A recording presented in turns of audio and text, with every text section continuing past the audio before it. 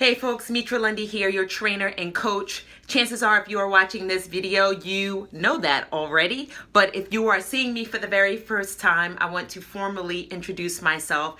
I am so excited to share and talk with you today. I ran into someone that I know when I was taking my walk this morning, and I was telling her about the journey that I'm about to embark on, and that is me walking the steps of our great mother Harriet Tubman, in homage and honor to who she was and her legacy. I am going to take that walk. So the walk starts in Easton, Maryland, and will end in St. Catharines, Canada. So I'm very excited about that. That's going to happen at the end of June.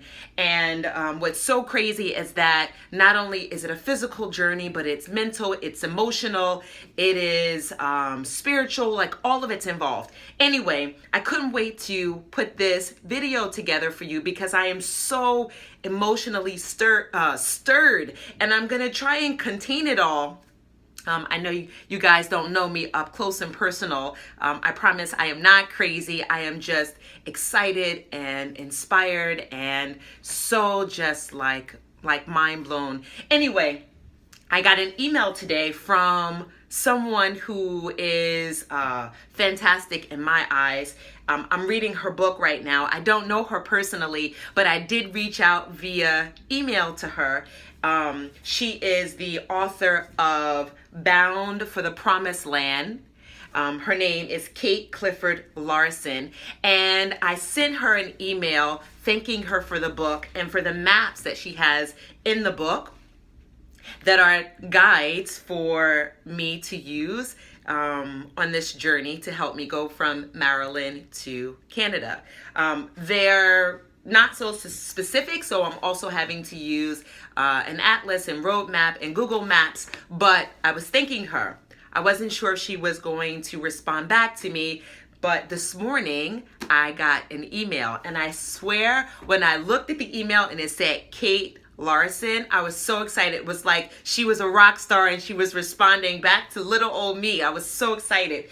Anyway, I had to share this with you because as soon as I got the email, Kim is helping me to figure out all the logistics, the maps, and how we're going to get there and all that. Shout out to Ms. Larson and shout out to Kim. Anyway, I got the email and I'm going to read a portion of it because I feel like I just didn't know. I just didn't realize. So I've been thinking, Kim and I have been talking about the actual walk. How we're going to, not just how we're going to walk it, but the route. What's the terrain going to be like? And really thinking like, you know, the walk is much bigger than anything we've ever done.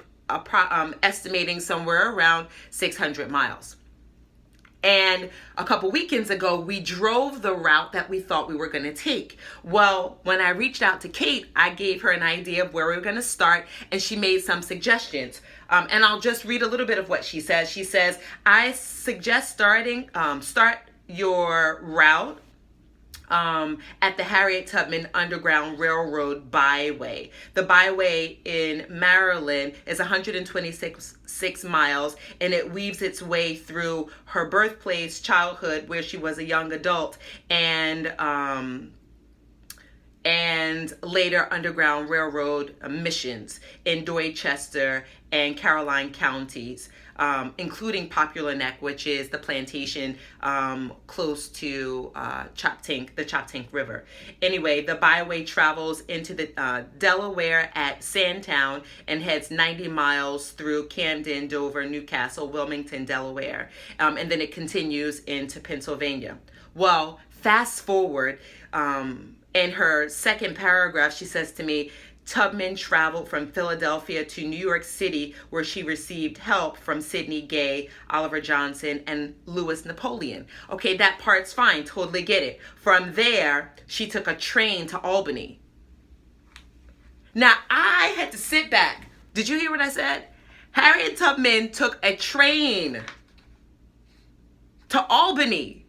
So here's what I was thinking. Kim and I had extensive conversations about the actual route, about her walking it. And Kim suggested that she took a boat, and maybe she did or she didn't at some point because, there was a lot of water in the crossings, fine.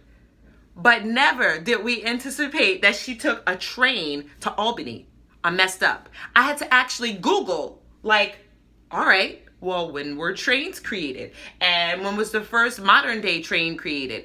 And when was the first car? Because, I don't think we think in totality about the entire landscape. I think we have this very false way of putting things in small boxes, right? So we think Harriet Tubman, we think slave, we think no shoes, we think very little food, we think struggle. We don't think about the landscape that she's growing up in. I'm not done. Okay, so she takes the train to Albany. She gets some more help. Then she goes to Rochester, where Frederick Douglass helps her and others.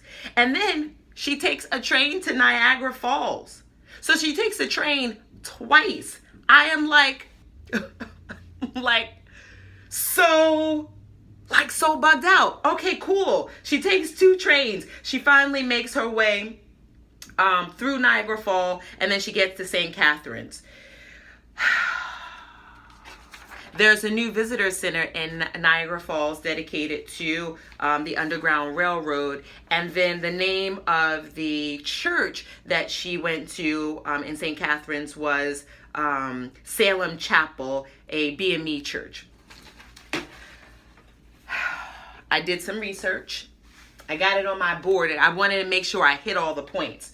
So you know how, at least my kids used to say this, used to say, oh, my mom, talking to their friends, my mom was born when there was black and white TV.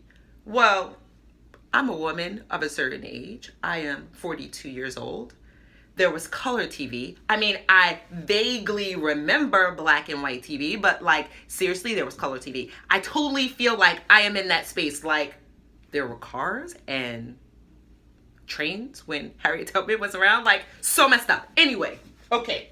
So Larson's letter, Bound for the Promised Land, totally good. You should totally get this book. If you are interested in anything that I'm talking about, this book is so comprehensive. It's so good. Thank you so much for emailing me back, Ms. Larson. I appreciate it. We might have to change the route now, right? Because now we're looking at the Underground Railroad byways map, and we weren't looking at that map before. So 600 miles might shift to something else. We need to have a conversation. We need to have a conversation about trains and crossing over borders. This totally changes everything. So after a little bit of research, right? Harriet Tubman, born 1822 around. I've seen January 1822, but I've also seen March. I think Ms. Larson mentions March as her birth date. 1849, she emancipates herself. So she gets her freedom. She's somewhere around 27 years old. And she does this in response to her family being separated at the time. There was a shift happening in the economy, so there was a chance that her family would be broken up. So her response to that was to go after her freedom. 1844, she marries a free man named John Tubman. So she marries him first, and then she goes for her freedom. All right, well, what about the first train, right? Because if she took a train, that had to already exist. 1804, steam locomotive train. It only carried minerals, was created. 1804, so that was around. She was born 1822. 1830, the first modern day railway. Now, if anybody's listening to this and I'm quoting anything incorrectly, because Google could be wrong, of course, let me know, comment, share. But these are the dates that I'm getting from just a quick Google search, right? So we got 1830, modern day railway created. The first car, 1906. Now, Harriet Tubman died at the age of 91 from pneumonia. It was 1913. So she saw the first car. I wonder if she rode in a car. Like, that is interesting stuff, to go from being a slave to riding in a car.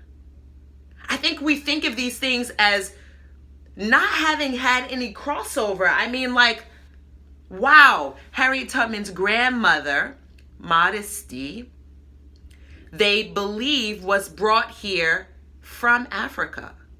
We're not talking about long distances in time. Like, this is like amazing. Anyway, slavery supposedly ended 1865. Not everybody knew about it, which is why I say supposedly. It wasn't until 1 year later that the word got out to all Africans or Americans of African descent that they were free. So 1865. 1526, the date of the Atlantic slave trade beginning with the Portuguese. So lots happening here.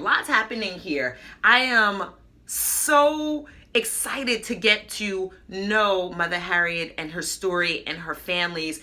And I think this sort of inspiration is infectious, right? It makes us all want to know a little more, do a little more, and engage in conversation about history, which absolutely affects our present day and our future. The decisions we make, who we hang out with, how we come together as a people, who we work out with, like, all of it makes a difference. So we can come to a round table and talk and laugh and joke and work out and just be a more unified community. So lots happening here.